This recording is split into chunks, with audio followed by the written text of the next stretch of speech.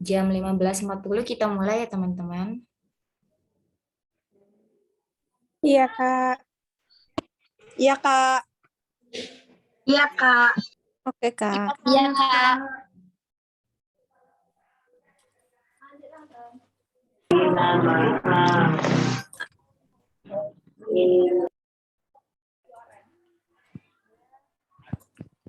Smoothie mangga. Kurang tahu. Ya. Oh.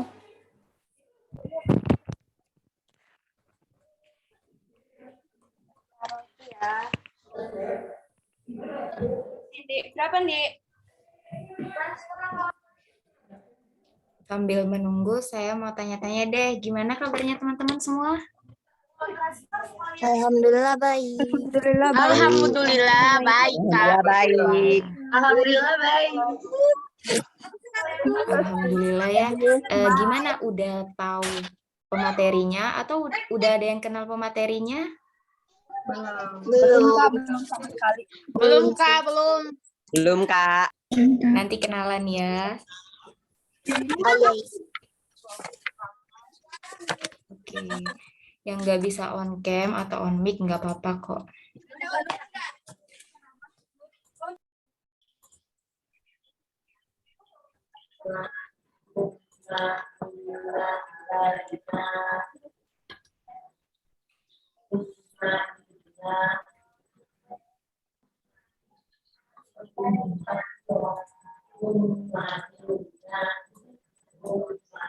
Udah semangat jadi dokter semua ya, ini cita-citanya. Pasti dong, Kak. Semangat, Amin, semangat. Masya Allah. Amin. Oke, mandir.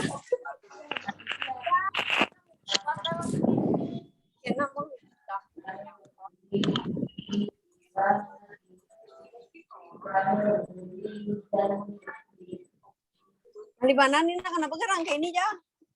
Nah, ada tadi, Ki.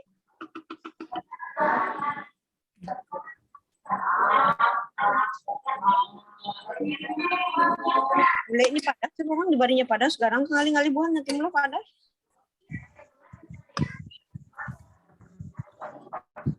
Ya, ada.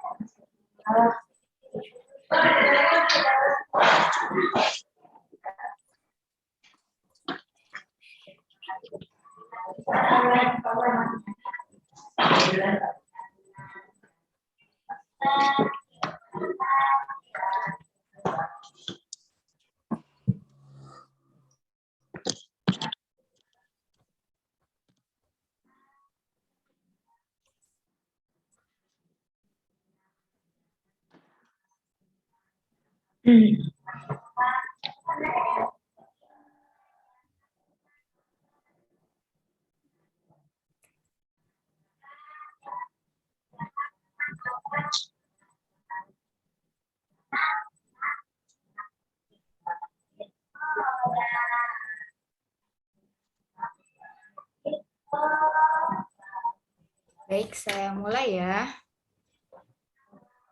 Iya, Kak. Kalau suara saya tidak jelas, bisa instruksi ya. Iya, Kak. Baik, Assalamualaikum warahmatullahi wabarakatuh. Selamat sore, salam sejahtera untuk kita semua. Waalaikumsalam warahmatullahi wabarakatuh. Selamat sore, Kak. Perkenalkan, nama saya Kak Irma. Saya sekarang sebagai moderator dari seminar Masuk Dokter. Pada sore hari ini kita akan mengadakan seminar tentang Masuk Dokter. Jadi untuk saya panggilnya calon-calon dokter ya. Amin. Amin. Gimana nih? Amin, ya Allah, makasih. Amin, amin. Mungkin saya tanya-tanya sama kalian dulu ya. Kalian mau Iya, masuk Kak, boleh. Fakultas Kedokteran lewat senam PTN, apa SBMPTN, atau mandiri nih? Pengen Mau SN. SNMPTN, Kak. SNMPTN, Kak. Pastinya SNPTN semua ya, tapi kalau semisal nanti di SNPTN gagal, coba lagi di SBM, jangan menyerah ya. Ya, Kak, pasti. Oke, Kak, pastilah. Kak. Kalau boleh tahu ini dari mana aja? Dari Kalimantan. Dari Bisa Sulawesi. ditulis di Makasih, kolom Bang. chat ya. Di Bang Jawa Nanti Barat. saya sapa. Sulawesi Selatan, Kak. Hai Sulawesi. Halo, Kalimantan, Kak. Kak. Wah, se-Nusantara ya. Iya, Kak. Masya Allah. Jakarta, Kalimantan. Oh, ada Malang. Malang aman kan ya? Bali, Semarang. Halo. Bekasi, Medan. Halo, selamat bergabung semuanya. Selamat bergabung dan semangat menjadi calon-calon dokter muda. Amin. Amin, Kak. Amin, amin. Amin yang paling serius itu paling serius ya, mau jadi dokter. Iya, Kak. Allah.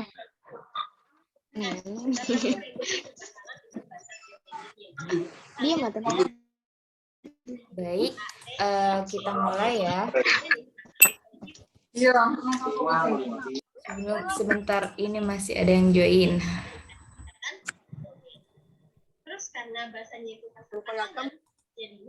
Mungkin nanti buat teman-teman yang mau bertanya, nanti di akhir sesi saya buka sesi pertanyaan ya. Namun nanti saya bukanya terbatas ya teman-teman. Ya, Kak. Jadi jika nanti pertanyaannya ada yang tidak terjawab, teman-teman bisa langsung hubungi atau DM tanya-tanya di media sosial pematerinya. Untuk teman-teman, nanti minta tolong ya kalau sudah mulai kalian unmute semua ya. Tapi kalau bisa on cam ya, Baik, Kak. biar kelihatan wajah-wajah calon dokter. Amin. Baik, saya share screen dulu ya.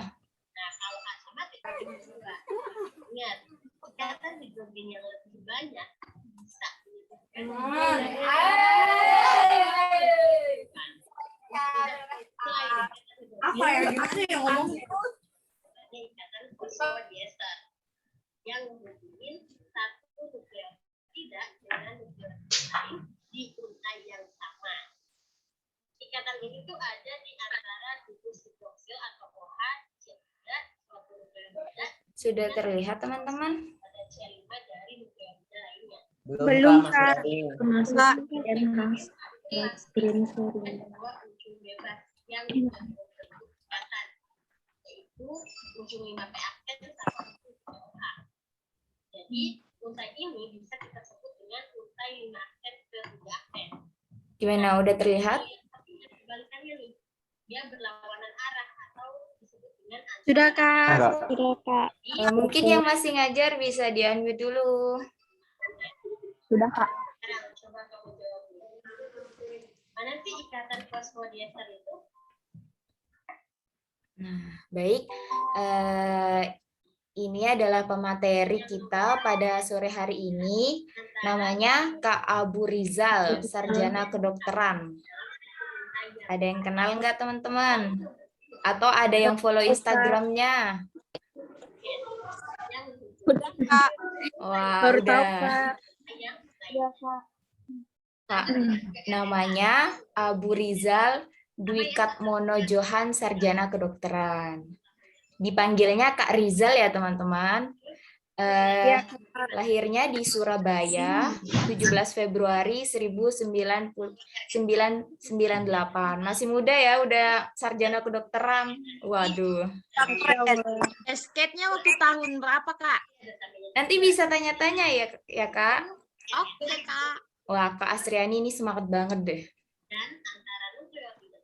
Untuk pengalaman kerjanya, dia medical intern di RSUD Dr. Sutomo Surabaya dari Januari 2020 sampai sekarang. Kemudian dia juga menjalankan freelance sebagai Master of Ceremony dan moderator dari 2016 sampai sekarang. Kemudian dia juga menjadi profesional tutor di tut.id sampai sekarang juga. Dan menjadi ahli gizi di Marie France Bodyline sampai sekarang.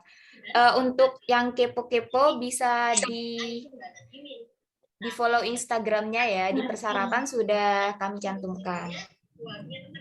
Kemudian untuk organisasinya, dia ikut CIMSA UNER, AMSA UNER, Duta Fakultas Kedokteran Universitas Airlangga, Asosiasi Duta Universitas Airlangga, kemudian Duta COVID-19 dan Hepatitis B di Surabaya. Penghargaannya apa aja nih Kak yang pernah diperoleh Kak Rizal? Dia pernah memperoleh medali perunggu di Festival Paduan Suara Busan pada tahun 2014. Kemudian dia pernah menjadi Duta Fakultas Kedokteran Universitas Airlangga. Wah, hebat nggak tuh? Keren. Keren kan? Keren mestinya. Keren banget. Dia juga pernah menjadi Duta Runner-up Universitas Airlangga pada tahun 2018. Dan pernah mendapatkan medali emas Olimpiade Kedokteran. Waduh. Ini mah udah jadi dokter, pinter. Waduh. Semoga nular. Masya Allah. Amin. Kemudian dia juga menjadi Duta Runner-up of COVID-19 dan Hepatitis B di Surabaya. Aduh, gimana nih kita dengerin kisah-kisahnya, cerita-ceritanya Kak Rizal jadi dokter, udah sibuk-sibuk jadi dokter, tapi masih produktif, masih eksis, masih aktif di segala bidang ya. Mungkin kita panggil dulu Kak Rizal. Halo, selamat sore Kak Rizal. Halo, bisa kedengeran nih? Ini Kak Rizalnya ya.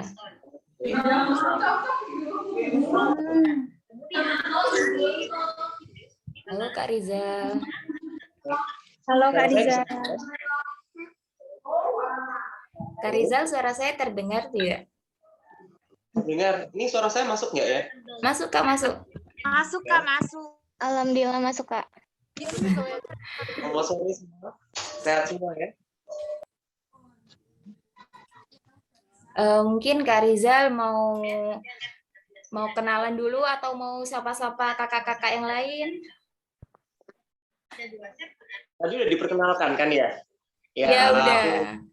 Selamat sore aja ya. Semoga bisa mendengarkan materinya dengan baik. Oke Kak, sebelum masuk ke materi nih Kak, saya mau tanya-tanya dulu nih sama Kak Rizal. Bagaimana sih Kak, dari awal Kakak itu pengen jadi dokter atau emang dari tuntutan keluarga atau Kakak pengen atau gimana sih Kak?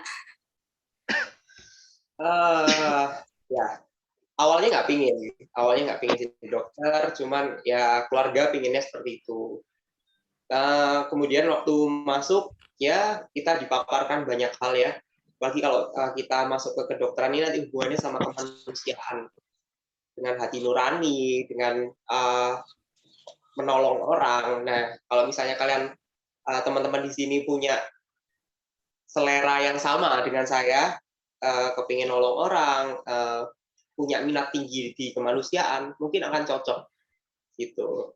Jadi awalnya saya yang nggak kepingin masuk kedokteran, awalnya tuntutan orang tua, akhirnya dengan dipaparkan di kedokteran ini, ya lambat laun kita akhirnya bisa nerima dan enjoy.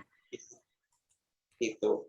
Tapi meskipun paksaan ya, saya katakan paksaan orang tua, tapi tetap total ya Kak. Oh iya, harus dong. Hidup Harus cuma ya. sekali. Harus dikerjakan semua. Iya benar. Apa-apa emang harus total ya Kak.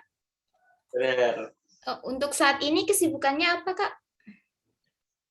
Iya, tadi seperti yang udah dipaparin, sekarang saya medical intern. Medical intern itu koas dokter muda di Rumah Sakit Umum Daerah Dr. Sutomo Surabaya dan Rumah Sakit UNER. Saya juga sebagai profesional tutor ngajar di tut.id tadi. Saya juga sekarang kerja sebagai nutrisionis di Mary France Bodyline atau Lavalen. MC juga, moderator, modeling, ya, Waduh. gitu-gitu. Kalau tutornya itu ngajar apa, Kak? Ngajar seputar kedokteran juga, Kak? Ya, jadi tadi yang tut.id itu dia ngajar anak-anak kuliahan. Jadi karena major saya di kedokteran, kita ngajarinya seputar itu. Tapi ada biologi dasar juga untuk anak-anak SMA yang mungkin mau penyesuaian masuk, bisa ngajar juga. Jadi bisa teman-teman bisa join tut.id ya. Nanti tutornya Kak Rizal gitu. Bisa spill masuk UNER gimana, Kak, gitu. OTW. OTW. Baik ya, Kak, kita langsung ke materi ya. Saya share screen dulu sebentar.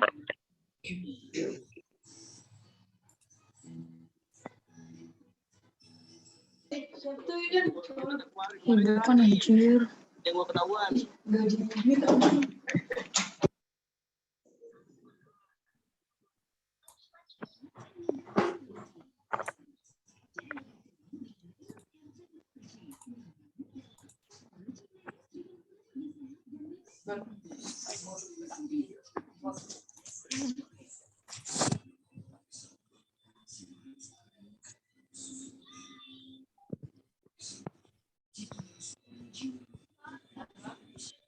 Kak Rizal udah kelihatan belum, Kak? Belum, masih loading. Oke. Sebentar. Oke, udah masuk. Udah kelihatan. Baik, Di Kak. ini ya. Di full screen ya. Sebentar, saya download PDF-nya ini, Kak.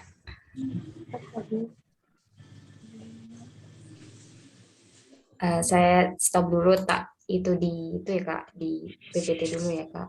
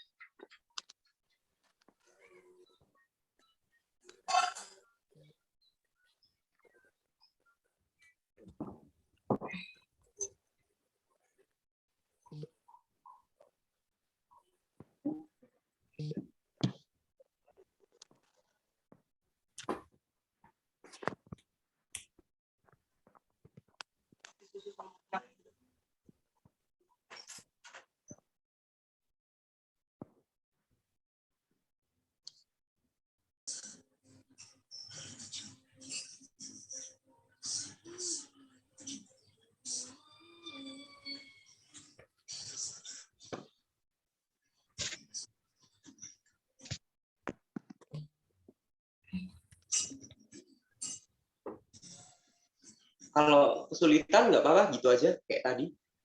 Bentar, bisa kok, Kak, bisa. Bisa ya.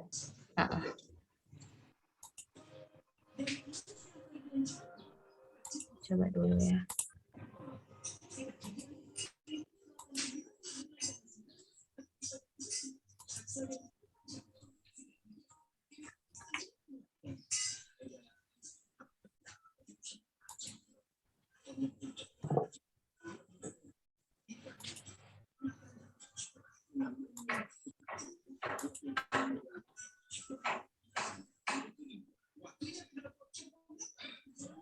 Ya, Kak. Masih loading. Bentar.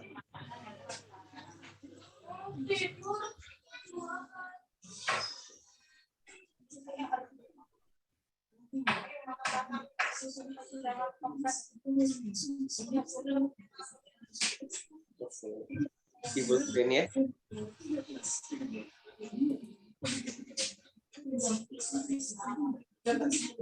Udah belum?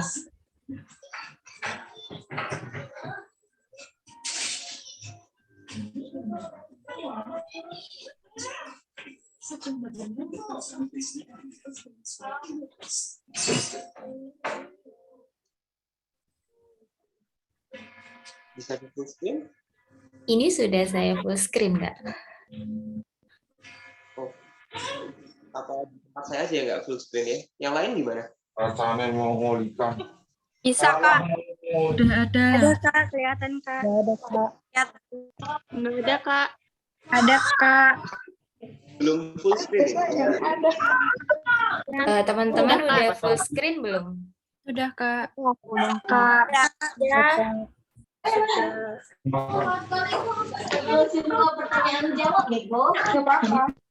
Ini teman-teman lihat dulu ya.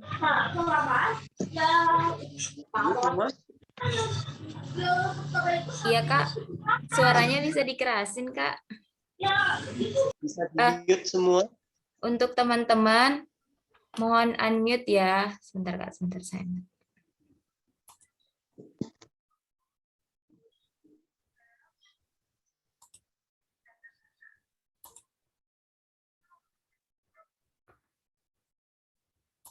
Udah, Kak.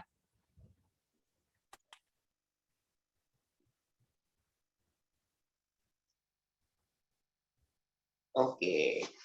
Selamat sore semuanya. Assalamualaikum warahmatullahi wabarakatuh. Selamat sore. Waalaikumsalam warahmatullahi Sore, Kak. Ya, seperti yang udah disampaikan sama moderator tadi, kesempatan yang berbahagia hari ini kita mau bahas sedikit lah, bincang-bincang sedikit tentang dunia kedokteran nih. Tadi aku sempat dengar teman-teman katanya banyak yang kepingin masuk kedokteran ya. Tentunya di berbagai universitas yang pastinya udah kalian dambakan ya. Dan benar tadi seperti di awal dikatakan ada banyak jalur masuk kedokteran dari SNMPTN, SBMPTN, nanti sampai jalur mandiri dan lain sebagainya. Nah ini teman-teman harus persiapkan nih, benar-benar jalur mana yang kalian mau masukkan, lalu apa aja persyaratannya, berapa nilainya, kemampuan apa yang kalian harus miliki. Nah ini semuanya harus kalian persiapkan mulai dari sekarang nih. Di pertemuan kita hari ini, saya dikasih kesempatan untuk bawain tema dokter versus hobi, pilih yang mana. Jadi tentang eksistensi seorang dokter di masyarakat itu apakah hanya sebagai praktisi klinik, orang yang ngobatin aja, atau dia bisa sebagai orang-orang yang bekerja di bidang lain nih. Semenyenangkan apa dunia kedokteran itu. Nah, ini ada suatu quote yang bagus nih, happy is the man who is living by his hobby, dari George B. Shaw. Nah, oke, bisa di next. Next. Iya, Kak. Bentar, Kak. Belum ke next, belum? Belum.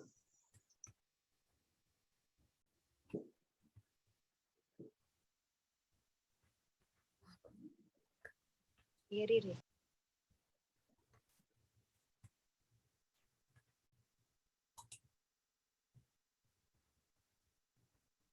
Mungkin agak delay ya. Oke, aku sambung aja dulu. Nah, Udah Kak. ini adalah dokter di mata mereka. Nah, ini saya kasih judul dokter di mata mereka.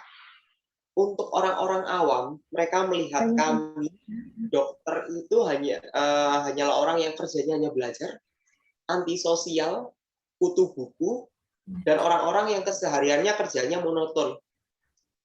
Kalau kuliahnya ya dari rumah ke kampus, kuliah, belajar, pulang, besoknya ngelakuin lagi tanpa ada aktivitas lain selain dunia kedokteran itu. Apakah benar? Nah itu, ini yang menjadi suatu topik yang sebenarnya menarik nih, mau diangkat sama masuk dokter. Buat teman-teman yang nantinya mau masuk ke dokteran, apakah nanti saya cuma pulang pergi untuk belajar aja, ataukah saya bisa mengembangkan potensi saya yang lain? Nah ini penting nih buat kita bahas di sore hari ini. Mungkin ada teman-teman yang punya pandangan lain tentang dokter, mungkin agak stigmanya agak buruk seperti ya. Salah satunya seperti ini ya, dokter itu orangnya antisosial. mereka hanya mau bergaul dengan orang-orang yang dokter aja gitu. Bahkan ada yang sempat ngatain kalau dokter nanti nikahnya sama dokter juga. Nah itu, jadi mereka akan terjebak di lingkungan dokter semuanya. Nah itu, apakah benar seperti itu? Nah nanti kita coba akan lihat satu persatu nih. Next. Nah, sebelumnya saya mau kasih tunjuk dulu nih. Kalau nanti kalian mau masuk ke dunia kedokteran, apa aja sih langkah-langkah yang kalian harus tempuh supaya kalian jadi dokter dan bisa praktek sebagai dokter. Tadi seperti yang disebutkan sebelumnya, kalian harus masuk dulu di fakultas kedokteran. Masuk ke fakultas kedokteran tadi ada berbagai jalur ya, ada SNMPTN, SBMPTN, mandiri dan lain sebagainya. Mungkin sekarang istilahnya agak berganti ya, saya kurang tahu, nggak ngikutin juga karena saya udah masuk FK ini dari 2016. Jadi mungkin masa kita agak berbeda. Jadi nanti yang pasti masuk ke kedokteran itu ada berbagai macam cara. Ya, nanti teman-teman harus ikutin proses seleksinya. Nah, selanjutnya kalian akan masuk ke preklinik. Dunia preklinik ini adalah dunia perkuliahan yang mungkin teman-teman biasa lihat anak-anak kuliah itu seperti apa, itu namanya preklinik kalau di kedokteran.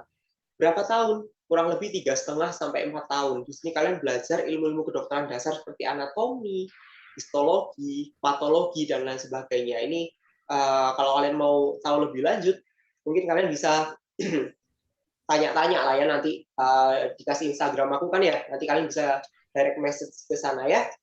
Kemudian setelah kalian lulus dari preklinik ini, kalian akan menyandang gelar sarjana kedokteran. Nah, sama kayak yang tadi diperkenalin di aku, ada belakangnya sarjana kedokteran, dan kalian akan berhak untuk melanjutkan pendidikan kalian ke profesi kedokteran atau yang disebut dengan koas atau dokter muda selama kurang lebih 2 tahun. Setelah itu, kalian akan diuji nih dengan ujian nasional yang namanya UKDI. Ini sama kayak kalian kalau SMA ada ujian nasionalnya, nah di kedokteran juga ada ujian nasionalnya, namanya UKDI. Kemudian setelah itu, setelah kalian dianggap lulus, gelar kalian sudah dokter nih. Tapi kalian belum bisa praktek dulu. Kalian harus internship dulu kurang lebih 9 bulan, sampai mungkin 1 tahunan, baru kalian mendapatkan surat izin praktik. Nah, kurang lebih, kalau kalian mau masuk ke kedokteran sampai kalian bisa praktek, kalian punya waktu 3,5 sampai 4 tahun, ditambah 2 tahun, tambah kurang lebih 1 tahun. Jadi mungkin 6,5 tahun lah kalau kalian mau jadi dokter yang bisa praktek. Cukup lama ya. Nah, dari waktu yang cukup lama ini, kalau kalian cuma belajar aja, pulang pergi kampus cuman yang dikerjain itu aja, belajar, kerjain tugas, pasti bosan. Pasti bosan. Nah, ini juga yang menyebabkan beberapa mahasiswa kedokteran akhirnya harus meninggalkan cita-citanya atau impiannya karena ya monoton. Tidak semua orang bisa bertahan dengan proses belajar yang keras di sini dan membosankan, cukup membosankan. Nah, oleh karena itu di sini saya mau kasih saran nih, gimana kalian yang punya hobi, mungkin ada yang hobi basket, mungkin ada yang kayak saya suka tampil di depan umum, MC, moderator, modeling mungkin, atau ada yang hobi nyanyi, masih bisa melanjutkan hobi kalian, melanjutkan cita-cita kalian yang lain, tanpa harus meninggalkan maksud mulia kalian untuk menjadi dokter nih. Oke, next. Next. Nah, ini pertanyaannya. Apakah dokter bisa eksis? Nah, suatu question mark yang besar nih. Kira-kira bisa nggak ya? Coba deh. Menurut kalian gimana? Bisa nggak dokter eksis di dunia yang lain selain kesehatan? Bisa. Ada yang punya pendapat? Bisa, Kak. Bisa. Oke. Bisa, Kak. Jawabannya benar. Jawabannya bisa. Nah, siapa aja sih dokter-dokter yang mungkin bisa eksis di dunia yang lain selain kedokteran? Nah, itu ada yang nulis tuh, Clarence Hayes. Nah, contohnya ini. Salah satunya adalah, saya tunjukkan namanya Dr. Reisa Broto Asmoro. Dia ini, kalau kalian mungkin dulu sempat lihat serialnya Dr. Oz Indonesia, salah satunya adalah beliau, Dr. Reisa nih. Dia juga sempat meraih gelar Putri Indonesia Lingkungan ya tahun 2010, kemudian Miss International Indonesia tahun 2011. Nah, next. Selanjutnya tadi udah sempat disebutin tuh, ada yang nyebutin. Ada Tompi. Bentar, ini slide-nya belum jalan ya. Iya, Kak. Bentar ya, Kak. Maaf ya, teman-teman. Delay soalnya. Nah, ini Tompi. Tompi ini adalah dokter spesialis bedah plastik dan rekonstruksi ini. Ini untuk sebutkan ada kurang lebih 6,5 sampai 7 tahun di awal, mereka harus menjalani lagi pendidikan spesialis, kurang lebih bedah plastik ini mungkin 5 tahunan, 5 sampai 7 tahun. Dari 7 tahun yang kalian sudah tempuh di sana. Bayangkan 14 tahun belajar. Tapi beliau tetap bisa menjalankan hobinya sebagai penyanyi dan sekarang sukses di keduanya. Ya, oke, next. Nah, ini mungkin yang pecinta Putri Indonesia beberapa bulan yang lalu, tahun 2020, sempat ada salah satu, dia mahasiswa kedokteran juga, dia sudah lulus, gelarnya sarjana kedokteran, sama seperti saya, dan dia meraih juara 2 Putri Indonesia tahun 2020 dan bergelar Putri Indonesia Lingkungan tahun 2020. Nah, ini ada namanya Putu Ayu Saraswati. Mungkin teman-teman sempat melihat beliau ini eksis di media sosial, di TV, dan selain 3 orang yang saya sebutkan tadi, mungkin ada orang-orang lain yang kalian sebutkan di kolom komentar. Tadi saya sempat lihat banyak sekali dokter-dokter yang dia tetap menjalankan profesinya sebagai dokter, tetap berpraktek, namun hobinya, cita-citanya yang lain tetap jalan dan tetap bisa sukses di keduanya. Nah, saya rasa teman-teman di sini juga yang mau masuk ke kedokteran pasti juga pingin nih, meskipun saya tetap jadi dokter, gimana cita-cita saya yang lain, gimana hobi saya yang lain tetap bisa dijalankan. Nah, nanti akan aku kasih tips sedikit tentang gimana caranya jadi dokter dan tetap eksis di dunia yang lain. Oke, next. Oke, gimana caranya? Next. Nah, poin nomor 1 saya highlight dengan kata adaptasi. Pendidikan adalah prioritas untuk menjadi dokter. Ya, tadi judulnya adalah dokter yang bisa eksis. Yang stabilo kata-kata dokter. Kalau kalian mau dokter yang bisa eksis, kalian harus jadi dokter dulu, ya kan? Ya, makanya di sini saya katakan pendidikan adalah prioritas utama untuk menjadi dokter. Waktu kalian masuk ke dunia kedokteran, fakultas kedokteran, ini teman-teman masih SMA semua ya? Ada yang Ya, gap Kak. year juga? Ya. Ya? Tapi ya, Kak. Oke. Nah, kalian dulu waktu SMA, kalian dipaparkan dengan dunia pendidikan SMA yang mayoritas dibimbing. Guru kalian membimbing, ada bimbingan belajar, dan lain sebagainya. Semuanya serba dibimbing. Semuanya serba dituntun, ada modul, buku paket, dan lain sebagainya yang kalian bisa jadikan pedoman atau acuan untuk belajar. Kemudian kalian akan masuk ke dunia perkuliahan yang jauh 180 derajat berbeda dengan dunia kalian waktu SMA. Apa contohnya? Dibimbing. Nah, di sini di kedokteran, dosen itu sudah tidak lagi nyuapin kalian dengan ilmu. Mereka akan lebih, mereka tetap mengajar sesuai apa yang dibutuhkan untuk diajar. Bisa atau tidak, kalian paham atau tidak, itu adalah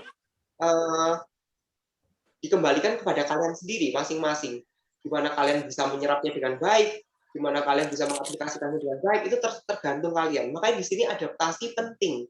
Kalian harus sebelumnya mungkin waktu SMA kalian sudah diajarin gimana cara memilih metode belajar dengan baik ya. Ada orang yang lebih paham kalau visual, auditori, atau motorik. Ada orang yang kalau belajar harus gambar-gambar, harus berwarna, itu tipe visual. Ada yang orang kalau belajar harus mendengar dari mungkin perkataan gurunya, belajar kelompok dengan teman-temannya, pokoknya dia harus dengar. Atau yang harus bergerak. Nah, ini nanti kalian waktu masuk dunia perkuliahan, kalian harus sudah ketemu gimana cara belajar kalian.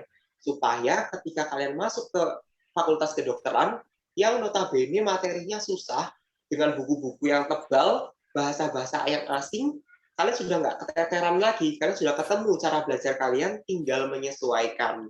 Gitu ya. Jadi adaptasi di sini penting. Kalau kalian mau tetap eksis, kalian nggak boleh melupakan peran kalian untuk belajar menjadi seorang dokter. Jadi dokter dulu, itu yang utama. Adaptasi gimana cara belajar dengan baik. Next.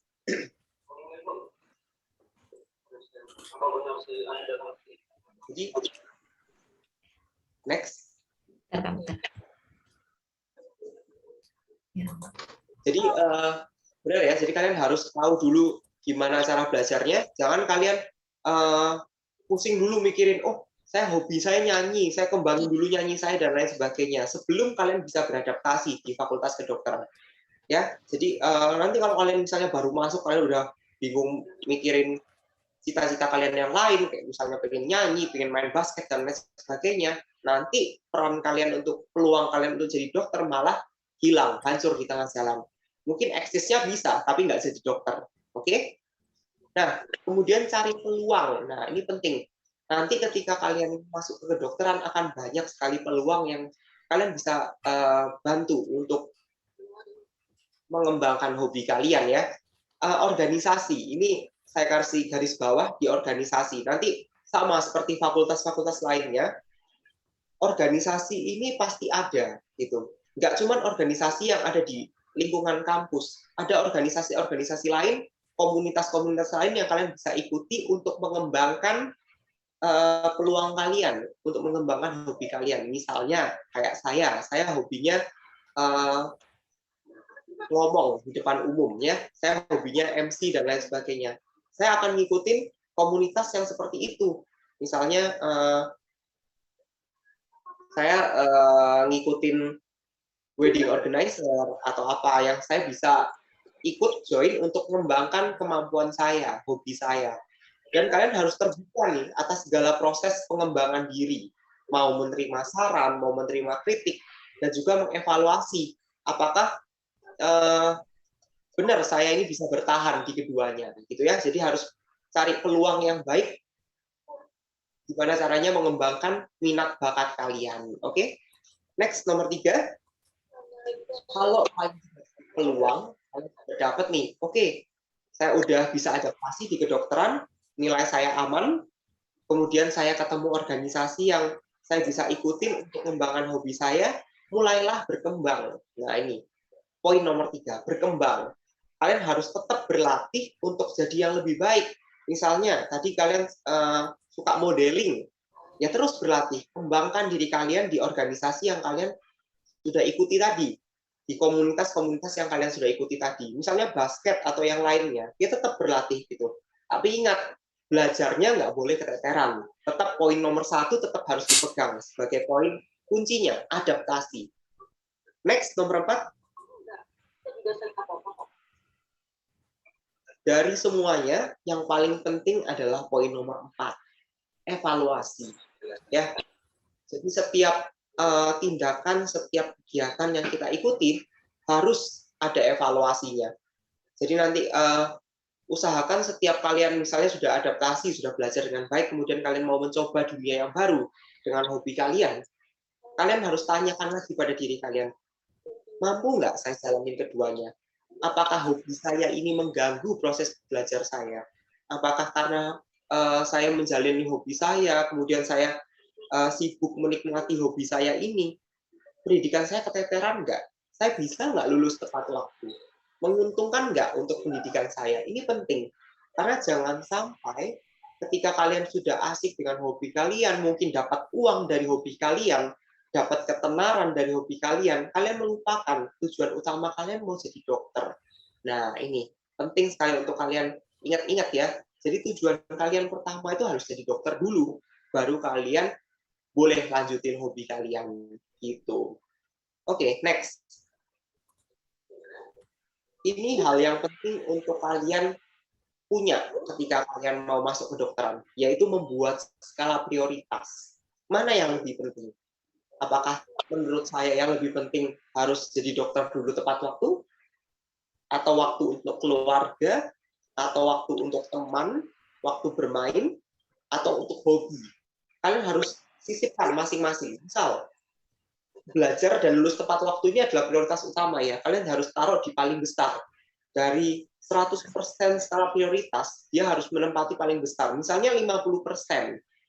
Jadi 50% dari waktu saya harus belajar. Misalnya Senin sampai Minggu, Senin sampai Jumatnya dari pagi sampai mungkin sore, saya akan belajar. Gitu.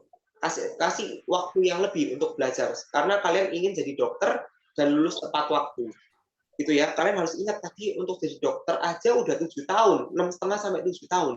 Kalau kalian hambat lagi dengan hobi kalian yang tidak bisa mengikuti tujuan kalian untuk jadi dokter, malah menghambat, ini 7 tahunnya akan lebih lama lagi. Dan akan biaya untuk masuk ke kedokteran pun tidak murah. Gitu. Kalian akan membuang waktu lebih banyak, membuang biaya lebih banyak, ini harus kalian ingat. Terus ada waktu untuk keluarga, tetap harus disisipkan waktu untuk keluarga. Mungkin 20%, 15%, yang penting ada. Mungkin Sabtu Minggu kalian kasih, mungkin Sabtu malam atau Sabtu pagi untuk keluarga, kemudian waktu untuk teman atau bermainnya mungkin Senin sampai Jumat saat malam atau bagaimana, kalian yang bisa atur sendiri seberapa butuhnya kalian dengan persentase ini. Dan hobi tetap bisa dijalankan dengan persentase yang cukup juga. Misalnya hobi kalian ini sudah matang, sudah bisa berkembang juga, kalian sudah punya acara, mungkin kalian bisa kasih porsi untuk hobi kalian lebih tinggi, namun tidak mengurangi porsi belajar kalian. Gitu. Next. Oke, ini mungkin udah masuk slide terakhir, nanti kita perbanyak ditanya jawab aja.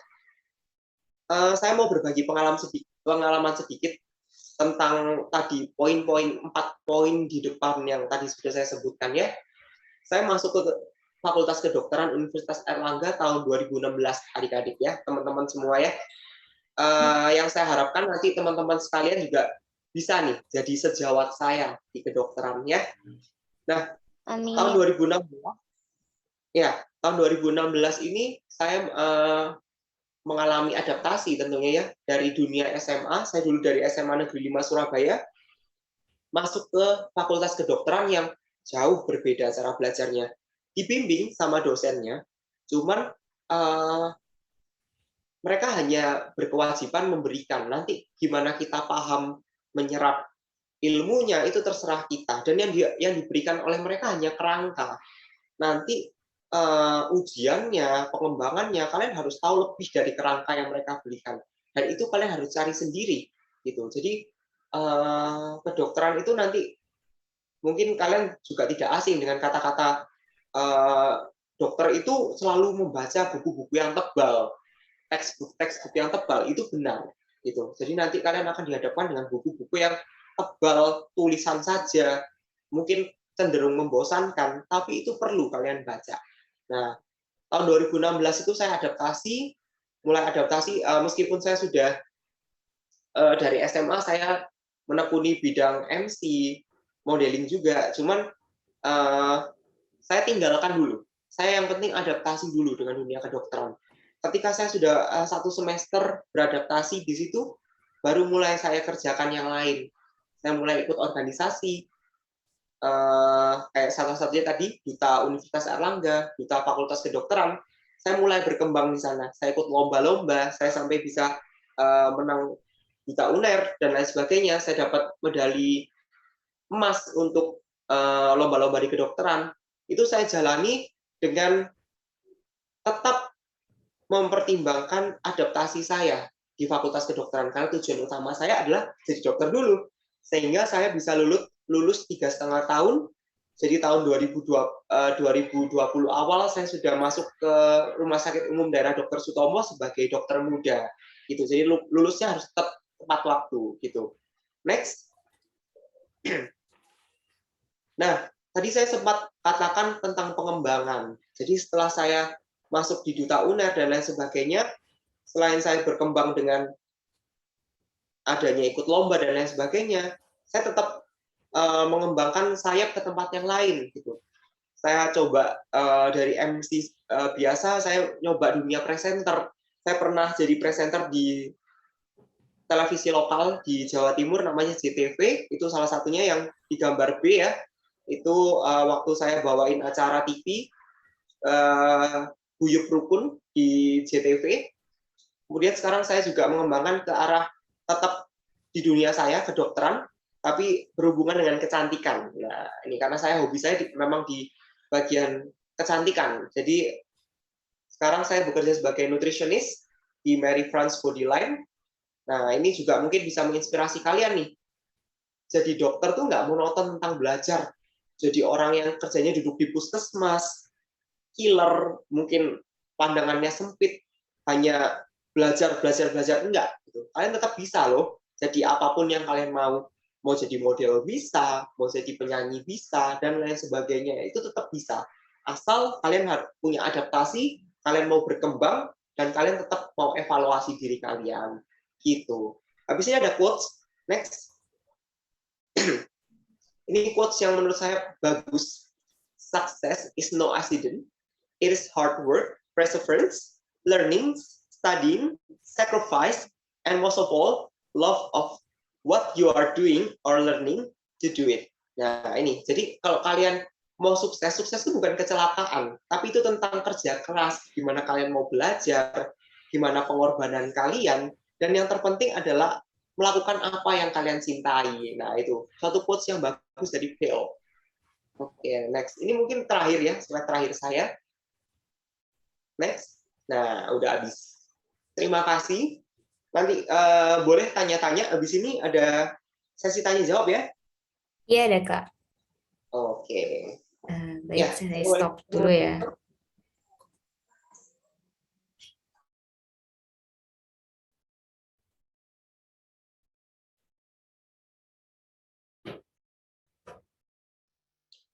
Gimana? Masih semangat nggak ini?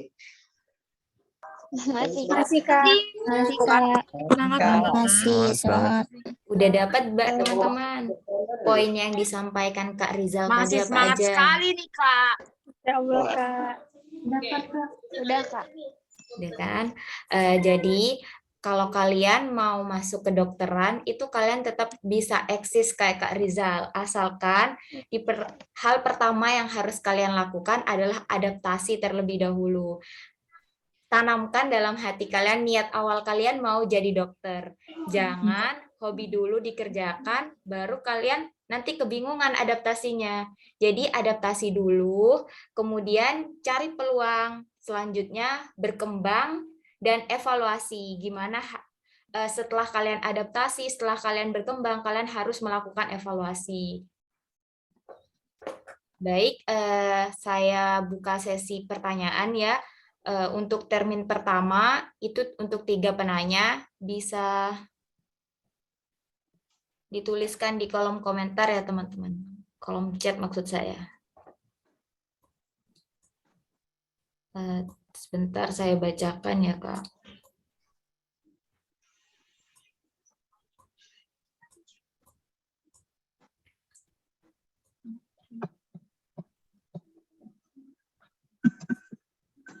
Maaf, ini dari Zafira, Makassar.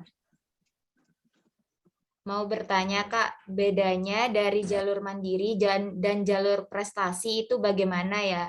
Dan untuk beasiswa kedokteran, apakah bisa didapat sebelum kita menjadi mahasiswa atau sebagai mahasiswa dulu baru bisa mendapatkan beasiswa tersebut? Oke. Ya. Bedanya mandiri dan jalur prestasi ya, nggak semua fakultas kedokteran menyediakan jalur prestasi ya. Ini teman-teman harus tahu. Ada beberapa fakultas kedokteran yang menyediakan, contohnya UI. UI ini menyediakan jalur prestasi nih buat kalian-kalian yang mungkin dulunya atlet atau mungkin punya sertifikat penting, sertifikat lomba yang nilainya besar. Kalian bisa ikutkan di jalur prestasi. Ini jalurnya juga sepertinya terakhir. Jadi setelah SNM, undangan itu, kemudian jalur tes tulis, kalau zaman saya namanya SBMPTN, mungkin ada selanjutnya UTBK dan lain sebagainya, baru selanjutnya jalur mandiri. Jalur mandiri itu jalur yang jadi jalur yang khusus per masing-masing universitas gitu. Jadi bukan jalur yang skalanya nasional kayak SNMPTN ataupun SBMPTN. Nah, ada lagi yang jalur prestasi. Nah ini tapi tetap nggak semuanya memberikan jalur prestasi ini. Kalau bedanya kalau mandiri ini dia tes tulis murni, kalau yang prestasi ada sertifikat prestasi dan mungkin ada juga ujian tulisnya. Jadi tetap ada prosentase untuk tesnya dan prestasinya, itu perbedaannya. Nah, next untuk beasiswa, apakah bisa didapatkan sebelum kalian masuk fakultas kedokteran? Yang saya tahu, beasiswa itu nanti kalian dapat setelah kalian punya nilai di fakultas kedokteran. Jadi syarat untuk meng-apply beasiswa itu adalah nilai gitu. Jadi ada nilai rapor yang kalian harus setorkan. Nah, itu jadi gimana caranya ya? Kalian harus masuk dulu fakultas kedokteran untuk kalian daftar beasiswanya. Tapi nggak usah berkecil hati. Kalau misalnya ada yang mikir kedokteran mahal, saya kurang mampu dan lain sebagainya. Ada jalur lain namanya bidik misi. Nah, ini bisa di-apply sebelum kalian masuk ke kedokteran gitu. Kalian bisa daftar gitu. Ya, kalian harus rutin update beasiswa apa aja yang disediakan. Salah satunya negara kita ngasih dari Kemendikbud itu ngasih selalu setiap tahunnya beasiswa untuk teman-teman yang mau belajar di Fakultas Kedokteran juga gitu. Next, pertanyaan selanjutnya. Pertanyaan selanjutnya dari M. Faris Hilmi nih Kak. Kak mau tanya, kalau dari SMK Kesehatan bisa masuk FKG nggak, Kak? FKG ya? Iya, Waduh. FKG. Saya FK tepatnya ya. FKG itu dokter gigi. Jadi saya kurang tahu sebenarnya ya. Tapi gini, dari Konsil Kedokteran Indonesia, saya rasa Konsil Kedokteran Gigi Indonesia pun sepakat gitu ya. Konsil Kedokteran yang saya tahu di Konsil Kedokteran Indonesia itu menyebutkan begini. Mahasiswa kedokteran adalah mereka yang berasal dari jalur SMA, IPA atau sederajat gitu. Jadi sebenarnya berdasarkan Konsil Kedokteran Indonesia yang bisa masuk hanya SMA, IPA atau sederajat begitu. Jadi SMK dan lain sebagainya nggak bisa. Tapi di zaman-zaman dulu saya nggak tahu, mungkin sekarang juga masih bisa atau enggak. Mungkin universitas swasta dan lain sebagainya mungkin bisa menerima di luar SMK. Nanti kalian harus di luar SMA, mohon maaf. Nanti kalian tetap harus update di mana kalian mau masuk, universitasnya apa yang kalian pilih. Kalian pastikan nih persyaratan untuk masuk ke kedokterannya apa gitu. Harus SMA kah atau bisa yang lain. Tapi berdasarkan KKI atau Konsil Kedokteran Indonesia, SMK nggak bisa gitu. Next. Jadi meskipun SMK Kesehatan itu nggak bisa ya, Kak? Nggak bisa. Gitu. Harus SMA, karena ilmu dasarnya ada di SMA. Gitu.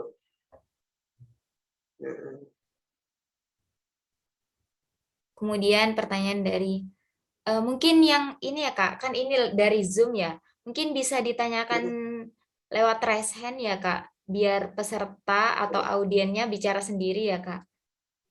Boleh, silakan. Oke, untuk Geita Safitrilia, saya persilahkan. Halo Kak, izin bertanya. Tadi kan kata Kak Rizal, dosen tuh ketika mengajar hanya memberi kerangka atau garis besarnya aja kan. Nah, terus selanjutnya kita sebagai mahasiswa harus nyari sendiri kan. Nah, pertanyaannya, Kak Rizal mencari semua materi-materi terkait itu dari mana? Oke. Terima kasih. Good question. Ya, pertanyaan yang bagus. Siapa tadi namanya? Geita Safitrilia. Geita, oke. Ya, pertanyaan yang bagus. Tadi sempat saya kulik sedikit memang ya. Kerangka. Jadi dosen ini akan memberikan kerangka apa aja sih yang nanti kira-kira harus kalian ketahui gitu. Misalnya kita bicara anatomi atau kita mau bilang tentang satu organ deh, jantung misalnya. Jantung itu fungsinya begini, memompa darah ke seluruh tubuh termasuk paru-paru dan lain sebagainya.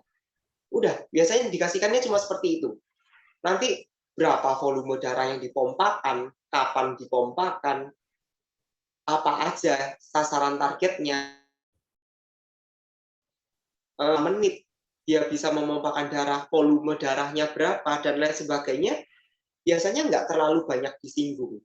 Tapi ujian bisa keluar. Nah, itu pentingnya kalian untuk mencari kelanjutannya seperti apa. Nah, lewat mana? Banyak. Sekarang tuh banyak sekali. Kalian sudah hidup di dunia yang serba maju, serba canggih. Kalian punya internet, textbook pun bisa online, bisa ada PDF-nya. Kalian bisa cari di situ. Textbook kita tuh banyak gitu. Tapi kebetulan memang untuk yang berbahasa Indonesia memang cukup sedikit. Kebanyakan bahasa Inggris gitu. Jadi kalian juga kalau bisa tetap harus kuasai nih dua bahasa ini, bahasa Indonesia dan bahasa Inggris sebagai bahasa utama untuk kalian masuk ke kedokteran gitu. Jadi sumbernya banyak. Ada jurnal, nanti kalian akan kenal namanya jurnal. Kalian bisa mungkin mulai cari-cari dari sekarang jurnal-jurnal kedokteran itu modelnya seperti apa. Itu bisa menjadi salah satu bahan acuan kalian untuk membaca. Textbook itu juga penting sekali untuk kalian baca gitu. Mungkin itu sih ini ya terjawab ya kita ya. Ya Kak, makasih. Oke, selanjutnya dari Kak Mario Rivera. Silahkan Kak. Halo, Kak mau nanya dong, buat tips and trick untuk masuk kedokteran itu apa sih Kak, biar saya bisa memahami dengan cepat? Tips and trick-nya masuk atau memahami dengan cepat nih? Dua-duanya boleh deh. Oke. Ya, tips and trick masuk kedokteran sebenarnya nggak ada tips and trick khusus ya. Yaitu kalian harus tahu ada banyak jalur masuk. Kalau misalnya kalian mau masuk jalur pertama yang SNMPTN, ya kalian harus siapkan apa syaratnya. Misalnya nilai kalian harus bersaing dengan teman-teman kalian satu sekolahan dan satu nasional, gitu kan? Berapa biasanya di sekolah kalian berapa yang terima di Fakultas Kedokteran, kalian harus tahu, gitu. Tanyakan ke guru BK kalian, gimana? Biasanya dari tempat saya, sekolah saya, berapa yang diterima ke Fakultas Kedokteran? Kalau nggak ada, ya kalian carinya harus hati-hati, gitu. Kalian boleh tetap apply, tapi kalian pastikan nih jalur undangan saya ini keterima, gitu. Dengan cara apa? Carinya nggak usah yang terlalu tinggi-tinggi. Misalnya ada passing grade kan, universitas itu ada passing grade-nya, ada yang akreditasinya A, gitu. Kalau misalnya kalian nilai kalian nggak seberapa bagus, kemudian dari track record-nya sekolah kalian nggak ada yang ke situ, mungkin kalian bisa coba dari yang lebih rendah dulu, misalnya dari yang akreditasi B dan lain sebagainya. Tapi ini tetap undangan tuh nggak ada pakemnya, nggak ada apa ya cara khususnya gitu. Semua bisa gitu, tergantung keberuntungannya masing-masing gitu ya. Tetap harus ada lagi porsi sertifikat. Kalau zamanku dulu itu harus mencantumkan sertifikat gitu. Sertifikatnya kalau bisa yang skalanya tinggi, nasional dan lain sebagainya, untuk bisa dibandingkan, bisa dikompetisikan dengan orang-orang lain yang ingin masuk ke kedokteran tapi skalanya nasional gitu. Dulu waktu aku SMA,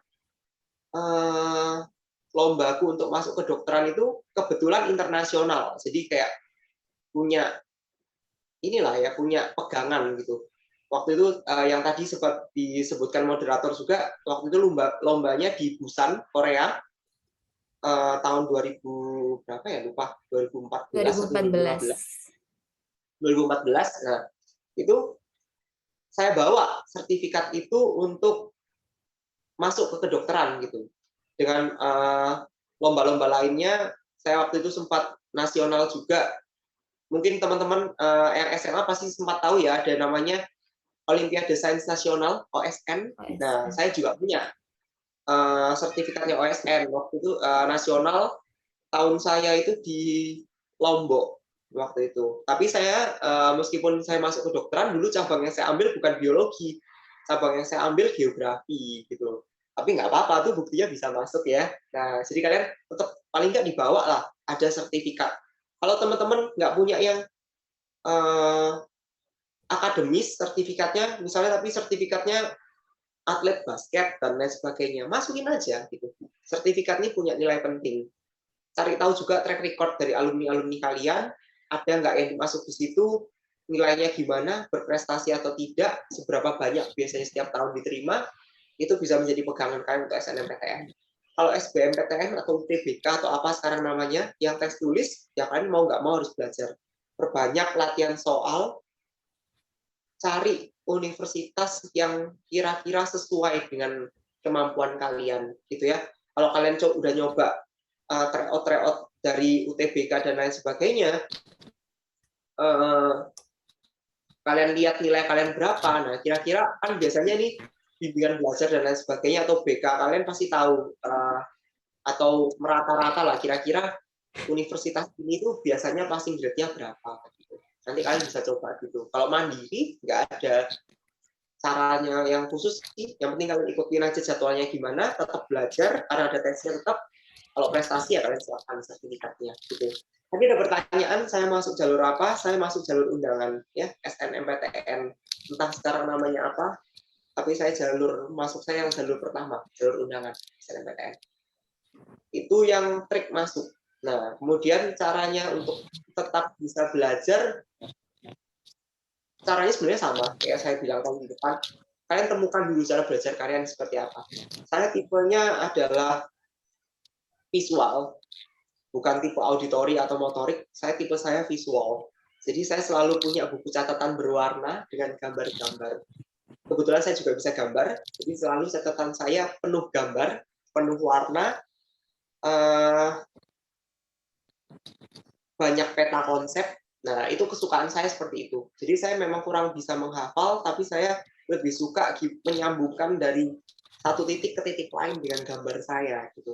Saya nggak peduli orang lain lihat catatan saya terlalu singkat dan lain sebagainya, atau catatan saya kok gambar semua, warna-warni dan lain sebagainya. Itu cara saya termudah untuk memahami. Nah, teman-teman bisa cari tahu gimana cara belajar kalian. Ada yang lebih suka berkelompok mendengarkan temannya membahas sesuatu. Ya udah ikutin aja gitu. Cari kelompok belajar kalian yang menurut kalian sefrekuensi dengan kalian, bisa kalian ajak suka duka bareng untuk belajar. Kalau misalnya cocok, ya kalian bisa beradaptasi di kedokteran. Intinya kedokteran, semua fakultas itu intinya adalah temukan dulu zona nyamannya kalian untuk belajar di mana. Nggak ada yang salah satu lebih susah daripada yang lain. Oke?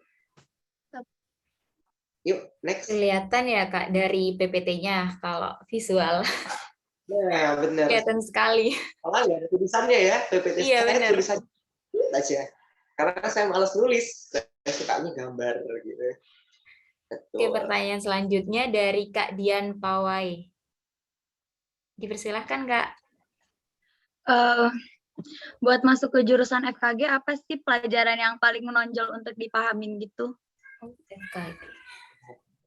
Oke. Ya, siapa namanya? Dian ya? Dian. Iya, Oke, Dian. Dian dari mana ini? Kok dari nama Papua. marga? Papua. Oke, waduh. Luar biasa ya ini. Masuk dokter ini menjangkau satu Indonesia ya. Tadi juga ada Nusantara, NTT, Kak. Kalimantan. Oke, ini Papua. Oke. Salam ya buat Papua ya, keren banget. Iya. FKG sebenarnya agak bingung juga jawabnya ya, karena saya kedokteran, saya dokter. Kalau FKG dokter gigi. Tapi saya jelasin dikit aja ya, sesuai kompetensi saya sebagai duta UNER aja ya. Dokter gigi itu ya nggak seberapa jauh lah dari dokter ya. Cuma memang fokus mereka hanya di gigi. Jadi hanya rahang atas sampai rahang bawah. Cuma sekian gitu. Apa yang harus dipelajarin? Kalau yang SMA yang bisa bekal buat kalian adalah biologi. Sudah pasti ya, jelas gitu. Mungkin kimia, fisika sedikit-sedikit kalian pelajarin. Karena penting sekali, misalnya berapa tahanan yang bisa dipegang gigi kalian, itu penting nanti mungkin untuk masuk ke kedokteran gigi. Nantinya ketika kalian masuk di kedokteran gigi, ya semua harus kalian pelajari anatomi, gimana bentuk rahang itu, gimana masing-masing bentuk gigi, akarnya seperti apa, letaknya gimana, kalau dia miring, kemiringannya berapa, itu berbahaya atau tidak, itu penting gitu. Intinya di kedokteran dasar itu ada anatomi. Anatomi itu adalah ilmu yang mempelajari bentuk tubuh manusia yang secara besar. Jadi kalian kalau misalnya sempat dengar di kedokteran ada mayat gitu. Ya, itu yang disebut anatomi. Nanti ada histologi, ilmu tentang jaringan. Kalian akan melihat segala sesuatu dari mikroskop. Mata itu kalau secara mikroskopis bentukannya gimana, sel-selnya seperti apa. Nanti masih banyak lagi, ada namanya mikrobiologi, ilmu tentang jasad remik ya, bakteri, virus, dan lain sebagainya. Parasit, kalau dokter gigi mungkin bakteri apa yang ada di gigi, yang sering menyebabkan sakit gigi, radang, abses, dan lain sebagainya. Itu mungkin nanti akan dipelajari dokter gigi. Patologi itu ilmu tentang penyakit apa yang ada di gigi. Sebenarnya kalau di kedokteran gigi, mereka nggak terlalu dalam mempelajari anatomi satu badan, tapi mereka tetap belajar. Nah, nanti mereka yang akan lebih diperdalam adalah gimana skill-skill mereka untuk membentuk gigi, kemudian pasang pasang behel kayak dan lain sebagainya. Itu technical gitu.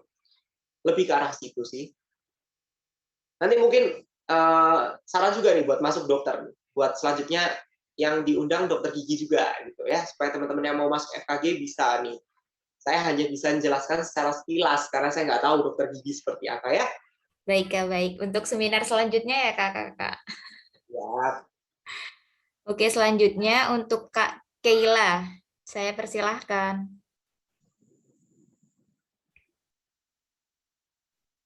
Kak Keila. Masih di-unmute ya, Kak? Oke, sepertinya Kak Keila sedang ada gangguan. Saya persilahkan untuk Kak Indah Ulias. Hai Kak. Halo. Ya. Gimana? Ini kan kalau kita mau masuk jurusan kedokteran, apa perlu tes TOEFL gitu nggak? Oke. Jalur masuk ke kedokteran itu kan ada yang jalur undangan sama undangan, jalur tulis, mandiri, dan lain sebagainya itu ya. Waktu kalian masuk, ya kalian hanya ikuti tes yang itu. Tes yang sesuai yang ada di situ. Tidak ada tes TOEFL-nya. Nanti setelah kalian masuk, dari masing-masing universitas, biasanya ada tes TOEFL-nya. Gitu. Tapi itu bukan syarat kalian untuk masuk ke kedokteran. Jadi kalian masuk dulu ke kedokteran, nanti ada tes TOEFL-nya. Misalnya tes TOEFL kalian, kalau di UNER itu minimal 560 atau gimana gitu, lupa. Bukan TOEFL sih, IELTS. IELTS itu di bawahnya TOEFL gitu. Nanti ada lagi tes TOEFL dan lain sebagainya, ada IELTS dan lain sebagainya ya. Masing-masing universitas beda-beda. Nah, jadi setelah kalian masuk ke kedokteran, kalian ada tes TOEFL, misal nilai kalian sudah di atas itu, ya sudah, kalian berhak mengantongi sertifikat untuk nanti membantu kalian untuk kelulusan. Tapi kalau misalnya tes TOEFL atau IELTS dan lain sebagainya kalian IELTS dan lain sebagainya itu masih di bawahnya standar kelulusan, nanti ketika kalian mau lulus sarjana, kalian harus tes lagi sampai lulus gitu. Jadi tetap ada tes TOEFL-nya itu untuk syarat kelulusan, bukan syarat masuk ke kedokteran. Oke? Pasti Kak. Yuk. Oke. Untuk pertanyaan selanjutnya dari Dila Camaba, Kak. Wah, Dila Camaba FK 2022. Halo Kak. Halo. Ganas. Kak, mau tanya apa ya sih suka dukanya masuk di FK? Soalnya kan NFK itu bisa dibilang pintar-pintar ya Kak. Pasti persaingannya juga pasti ketat banget gitu Kak. Suka dukanya Kak apa yang betul-betul yang bikin nangis sama yang senangnya masuk FK Kak. Makasih Kak. Oke. Suka duka ya. Supaya kita lebih optimis, saya bahas dari sukanya dulu ya. Sukanya apa ya? Buat kalian yang mungkin ini ya, buat kalian teman-teman yang suka bergaul dengan orang banyak, suka berbicara di depan umum, suka mendengar cerita orang, itu mungkin akan jadi suka banget. Buat saya, kesukaan paling besar adalah ketika kita melihat pasien kita sembuh. Cuma sekilas gitu aja. Bukan uang yang mereka kasih ke kita, bukan. Ketika mereka sembuh dan mereka balik ke kita untuk bilang, dok terima kasih, saya sembuh. Itu adalah hal yang paling, waduh, istimewa. Gitu. Kalian nggak usah mikirin dia mungkin ngasih kalian cuma singkong rebus atau apa. Waduh, itu udah luar biasa. Kalian senangnya luar biasa. Gitu. Kalian dihargai sebagai penyambung tangan Tuhan. Gitu. Kalian seistimewa itu loh, kalian megang gelar dokter kalian itu.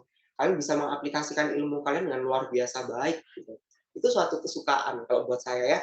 Suatu hal yang bahagia adalah ketika kita bisa melihat mungkin seorang ibu melahirkan anak. Nggak cuma mereka yang senang, nggak cuma ibunya yang senang, oh anak saya lahir. Enggak. Kita yang melihat mereka, oh anak ini boleh lahir selamat. Gitu.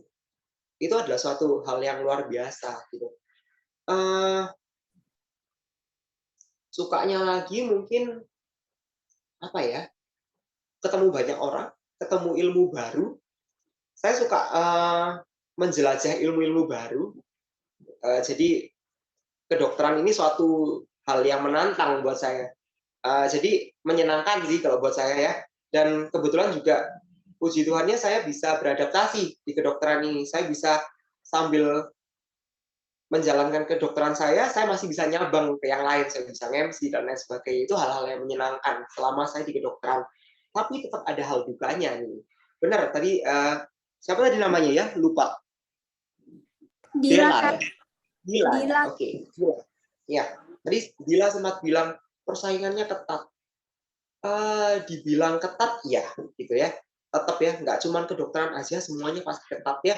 Pasti di semua fakultas, di setiap kampus pasti tetap ada orang istilahnya ambis ya, tetap ada, gitu ya. Kalian nggak usah mikirin di kedokteran tuh saya harus jadi yang cum laude nomor 1, ranking 1 dari sekian orang gitu. Jangan pikirin itu dulu. Yang penting kalian bisa adaptasi dulu di situ. Mereka semuanya ambisius dan lain sebagainya, pinter-pinter, iya gitu. Karena memang harus gitu. Karena mereka harus seperti itu. Mereka harus menjadi seperti itu supaya mereka bisa lulus, supaya mereka bisa jadi dokter. Kalian nggak boleh menyangkal keberadaan mereka. Justru kalian harus berubah gitu. Gimana saya juga harus bisa seperti itu. Nah, itu ya.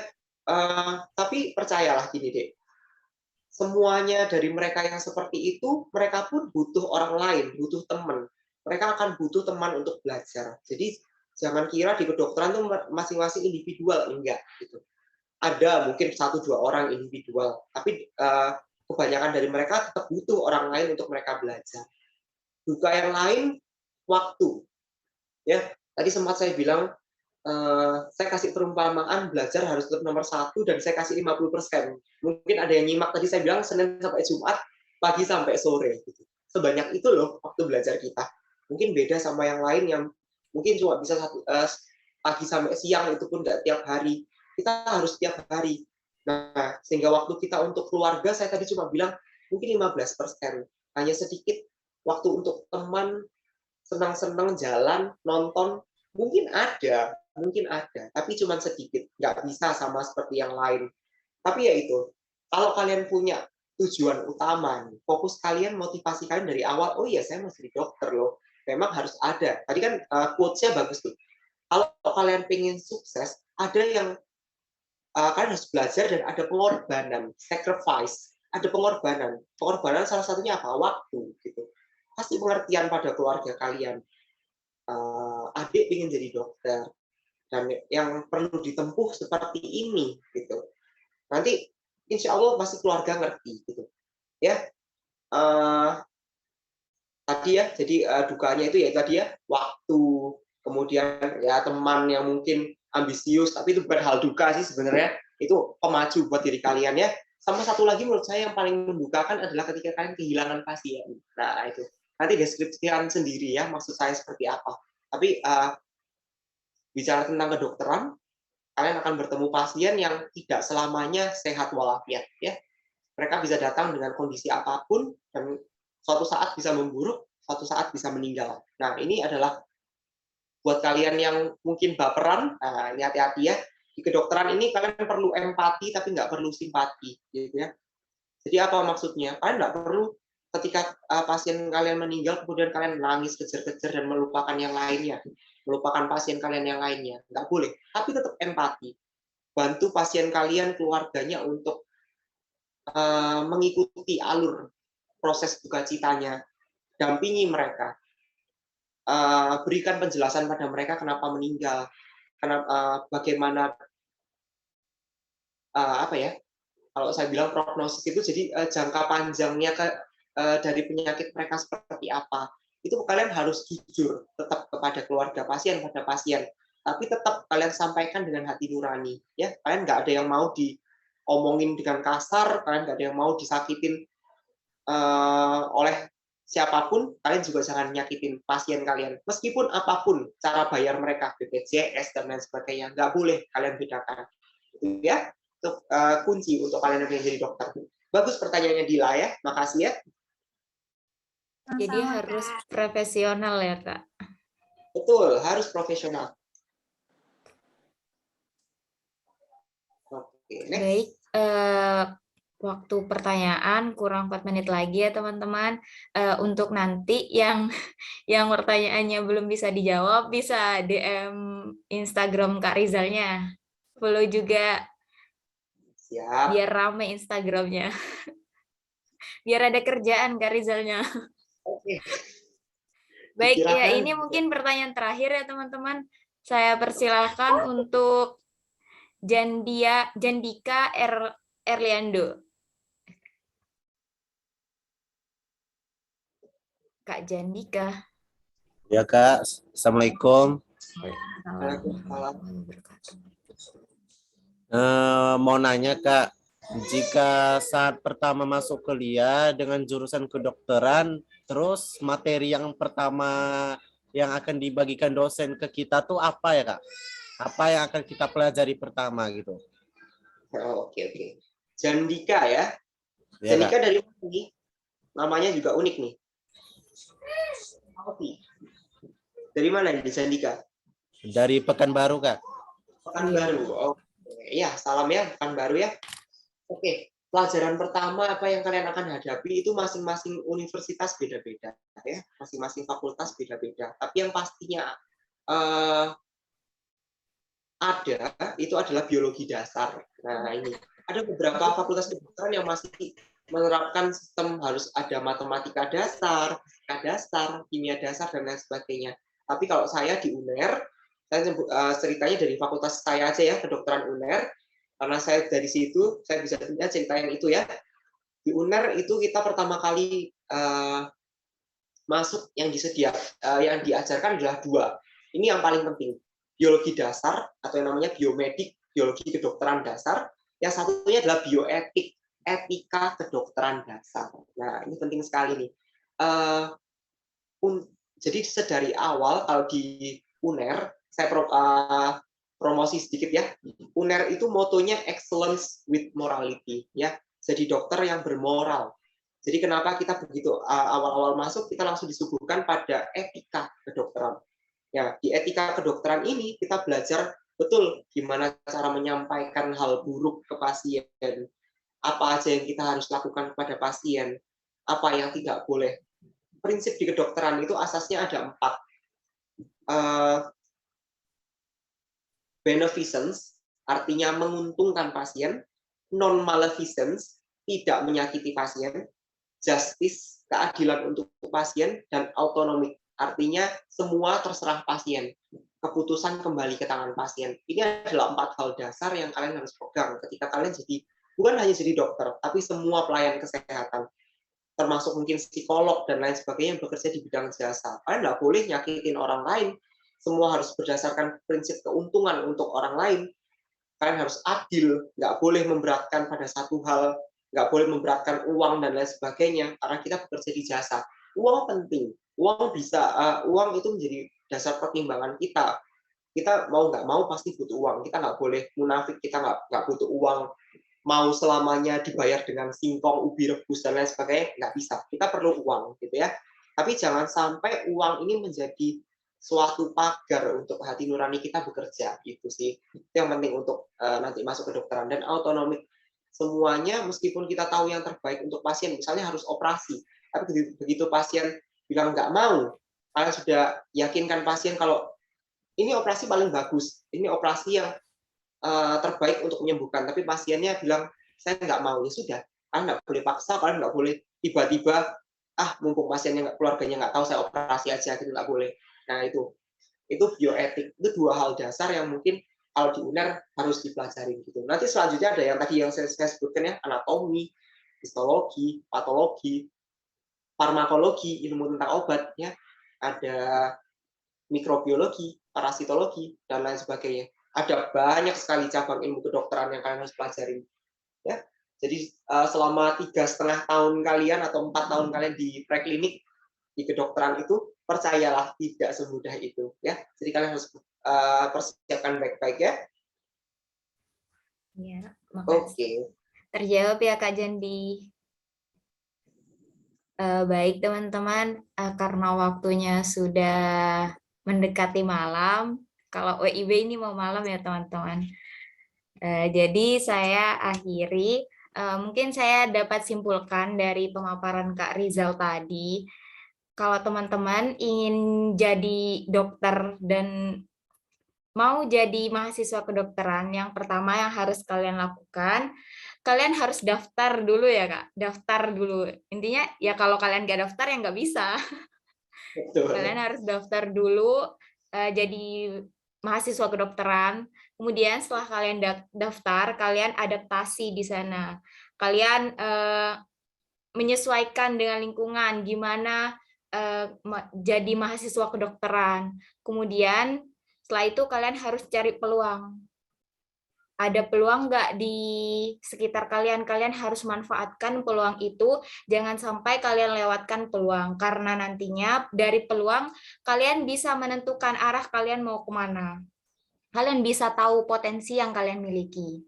Selanjutnya, dari peluang itu, kalian bisa berkembang. Nah, setelah kalian berkembang, kalian harus melakukan evaluasi. Ini saya cari kesempatan ini sudah pas atau harus berkembang lagi, seperti itu ya Kak. Karena seperti kata Kak Rizal tadi, sukses tidak dari kecelakaan ya, sukses itu dari kerja keras dan pengorbanan. Mungkin ada kata-kata terakhir dari Kak Rizal untuk kita semua, untuk nyemangatin teman-teman nih Kak, mereka kan mau jadi calon dokter. Oke, ya. Kalau dari saya mungkin ini ya, semua itu berasal dari mimpi adik-adik ya, teman-teman. Saya nyebutnya apa ya, teman-teman aja ya, biar saya nggak kelihatan tua ya. Semuanya berawal dari mimpi ya. Jadi saya pun, meskipun saya awalnya nggak mau jadi dokter dan lain sebagainya, mimpi untuk bisa mengabdikan diri untuk orang lain itu ada. Gitu. Teman-teman pun sama. Dengan adanya mimpi, kalian ingin jadi dokter dan lain sebagainya, itu bisa menjadi pemacu semangat buat kalian. Ketika kalian mungkin udah mulai hilang arah, kok belajar ini terus, kok susah, kok ujian saya nggak kunjung membaik dan lain sebagainya. Ketika kalian punya motivasi atau mimpi yang kalian pegang erat itu, kalian akan bisa bangkit lagi. Ya, jadi jangan lupakan mimpi kalian untuk jadi dokter, tetap berusaha, lakukan yang terbaik. Tadi seperti quotes-nya, sukses itu bukan hal yang tiba-tiba terjadi, bukan. Dia diraih dengan kerja keras. Seperti itu pula lah kalian yang mau masuk jadi dokter harus kerja keras. Kalian berbeda dengan yang lain. Mungkin gitu. Oke, tepuk tangan dulu untuk kita semua. Baik, terima kasih untuk teman-teman yang sudah hadir di seminar kedokteran. Mungkin nanti pasti ada lagi ya seminar kedokteran yang selanjutnya. Jangan lupa untuk join dan saya ucapkan selamat malam, selamat sore menjelang malam dan sehat selalu untuk kita semua. Terima kasih teman-teman. Assalamualaikum warahmatullahi wabarakatuh. Waalaikumsalam. Terima kasih Kak. Terima kasih juga Kak Rizal ya. Waalaikumsalam. Terima kasih Kak Rizal. Terima kasih Kak Rizal. Terima kasih Kak Rizal.